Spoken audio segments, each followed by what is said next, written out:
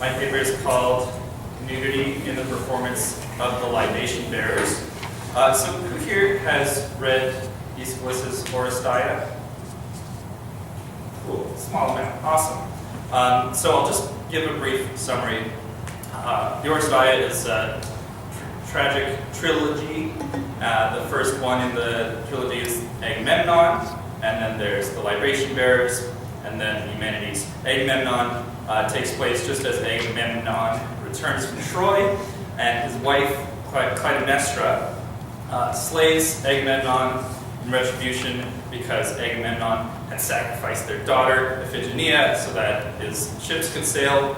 And then the Libation Bearers, number 2, is about their son, Orestes, and the story follows him as he avenges his father. More on this tragedy soon. And then the third one is the Eumenides, and it's about Orestes being harassed by the Furies, who are after him for, spoiler, killing Clytemnestra, his mother. But it all ends up okay. Now, my paper focuses strictly on the Libation Bearers, and in fact, I'm honing in on one particular line of the entire play. It's line 896 of the Libation Bearers, where Orestes is at the door of Clytemnestra's house, formerly Agamemnon's house, and he's about to murder her in retribution for her slaying of Agamemnon.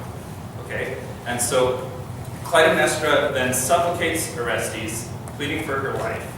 And it's a tense moment, as Orestes is not truly there of his own volition, but he's been kind of coerced by Apollo to pursue the mission.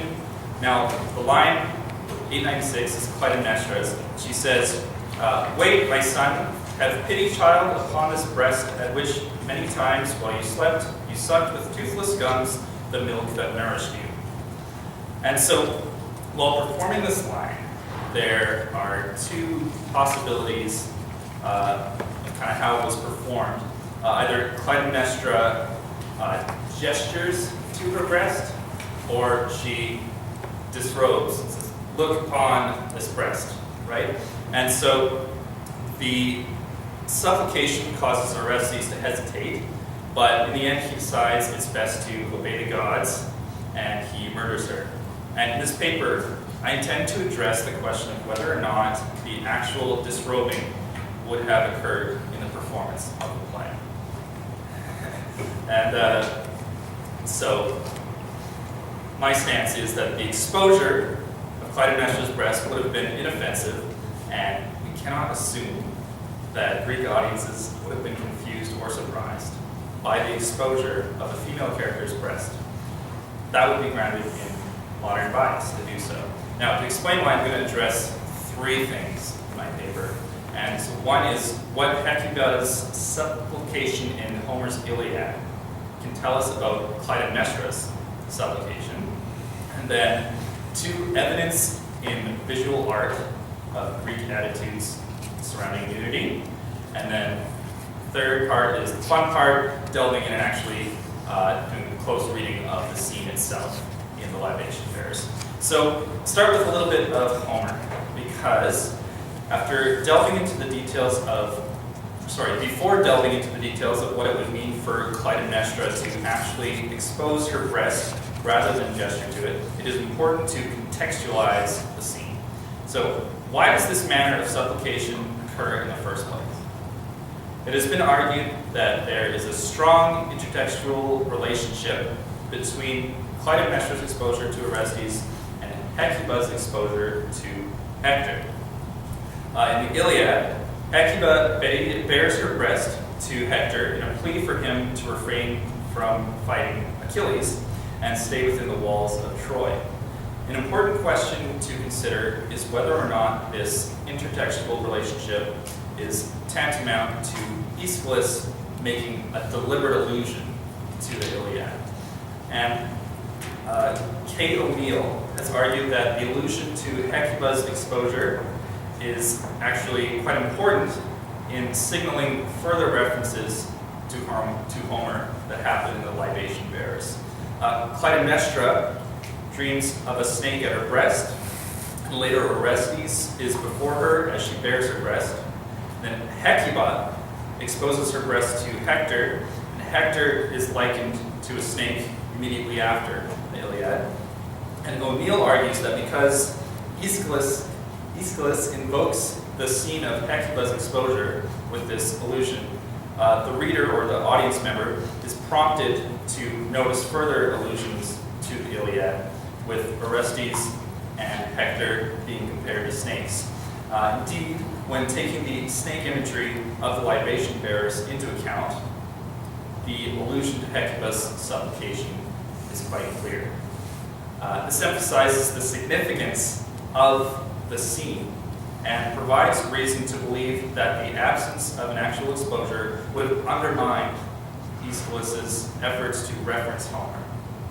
Now, one thing to keep in mind is that even though female nudity is implied, the physical breast in question would simply have been the chest of a male actor.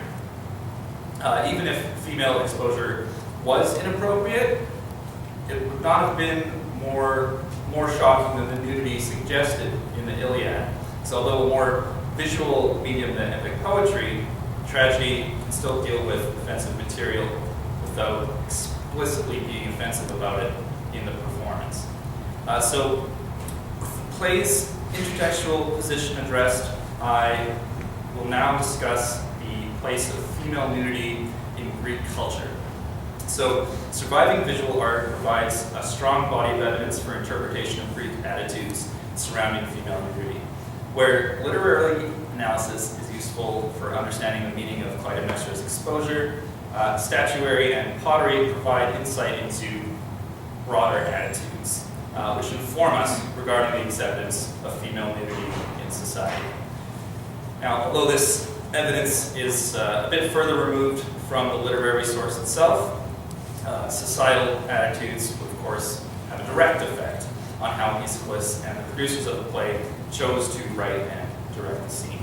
Now, propriety, convention, and audience reception would have been of utmost importance in the formal and competitive setting of the Dionysia, the festival where it was performed. And that being said, I will now focus on female nudity in art, specifically around Aeschylus' time, namely the late Archaic and early classical periods. An example of this period of art is the Amazonomachy, depicted on the western metope of the Parthenon. And so, for anyone who doesn't know, it's essentially just a big engraving representing mythical war with the Amazons. And so this is a public work in a very central location. And as a temple decoration, one can only assume that the rules of propriety were observed in its design. So consider then that it is a very visible example of artistic female nudity in 5th century Athens. The Amazons fighting the sculpture clearly displayed single naked breasts that demarcate them as Amazons. If necessary, this could have been depicted through clothes, but the sculptors and those overseeing them were willing to put the female nudity on display. Although there would have been rules and connotations surrounding female nudity in public, bare female breasts in Athens were not the distinct marks of impropriety that they are today. So for some more visual examples from the Archaic period, I've printed handouts. Hopefully everyone ended up with one. Looks like maybe you could pass it on to stay there. So sent those handouts out with a selection of red and black figure pottery, which I found through a study taken up by Ulla Kreilinger. And in figure one at the top, a woman preparing to bathe is depicted completely nude with her genitalia drawn in detail. Now, according to Kreilinger, lone women washing themselves is a common image from the period. Now, figures 2 and 3 depict women in contemporary hairstyles bathing who have no specific connection to prostitutes or deities. There's no symbolism to invoke that link, that tie.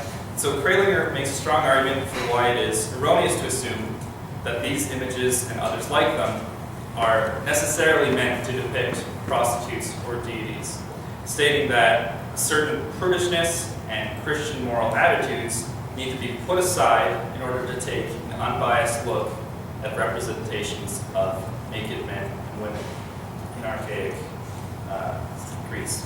Now, when nudity is used as the only signifier that the subject is a prostitute or deity, the only real bridge between that evidence and the conclusion is modern bias.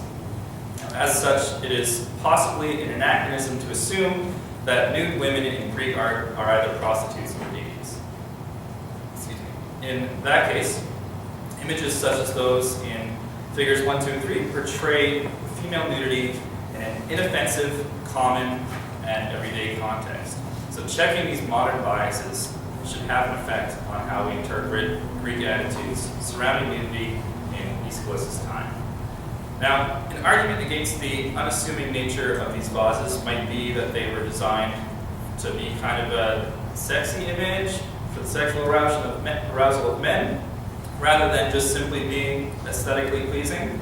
But with that in mind, take a look at figure 2. This is from an Athenian Lekuthos, approximately 450 BCE.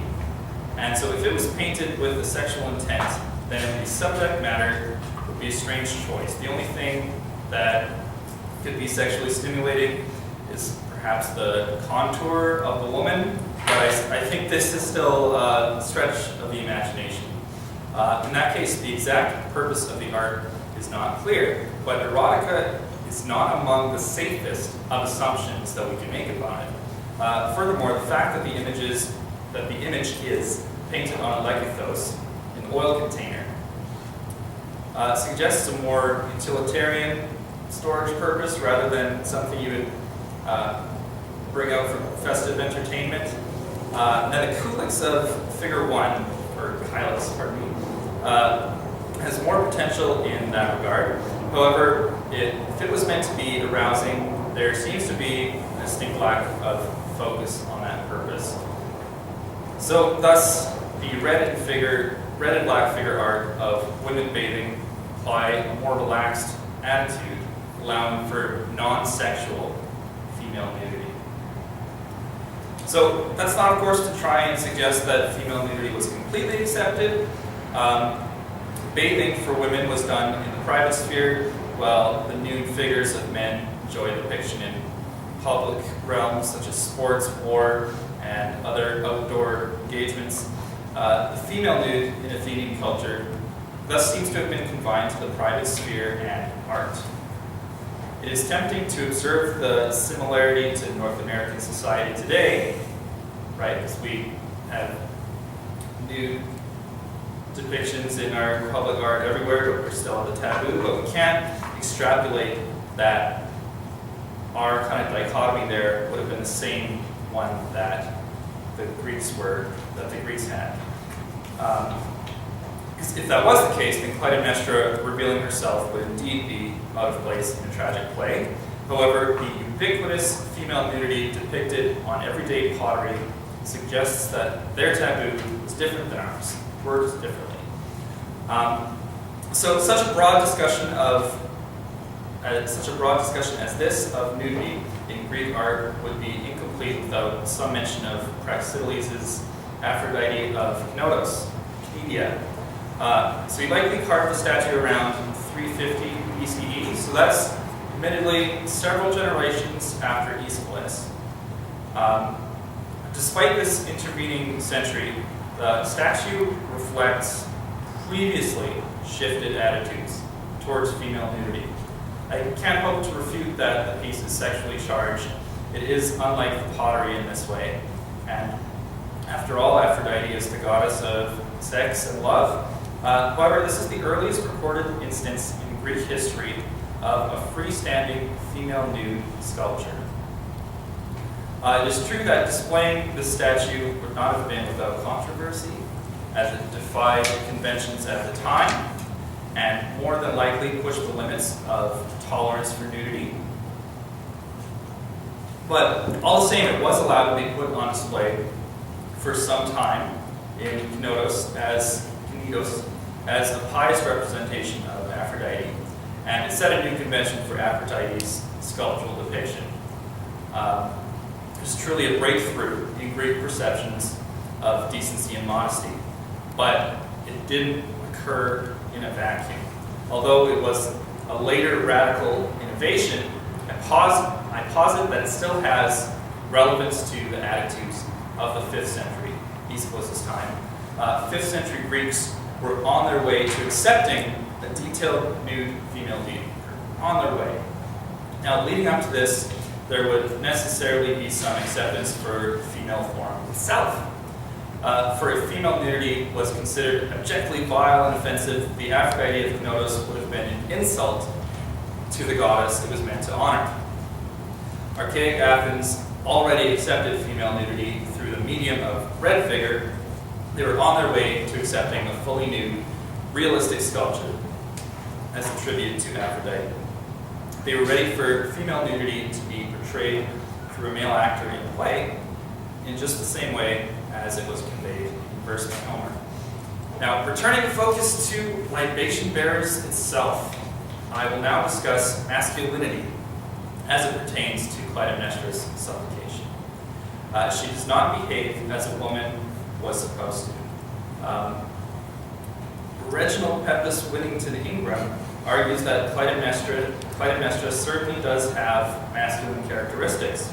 He points out several instances where Clytemnestra is signaled as masculine, such as the watchman's line in Agamemnon, referring to her spirit as a woman's heart of manly counsel, and Clytemnestra sleeping in Agamemnon's bed.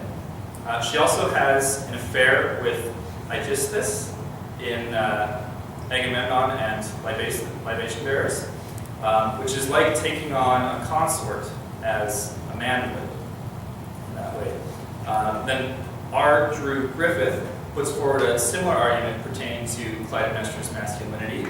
He argues that Clytemnestra loses her masculinity, and that this parallels how other characters in the play lose their special traits.